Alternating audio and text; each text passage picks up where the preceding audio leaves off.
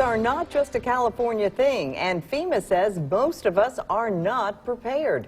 12 News' Kelly Meyer reports on how to protect yourself and your family, including those with special needs.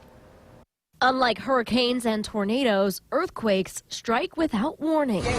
So FEMA says the time to plan is now. When it's happening, that's not the time to think about, oh, I really need this. Linda Mastandria with FEMA says to make a supply kit ahead of time with water, food, phone chargers, and flashlights. For those with special needs, it's important to remember medicine, food, and tools you may need in the aftermath of a quake. If I'm a wheelchair user, maybe I need, a portable air compressor to make sure I keep air in my tires, or spare tires or tubes. And what about your pets? You need to be thinking about food and water for them, and also how do I keep them safe? How do I keep them calm? Plan, practice, and prepare.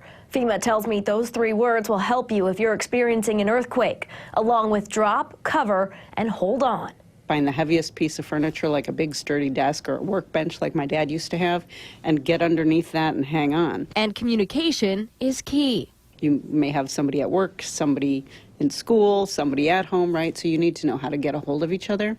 FEMA says practicing these simple preps could help save a life. Don't think it can't happen to me, because it can happen to any one of us at any time.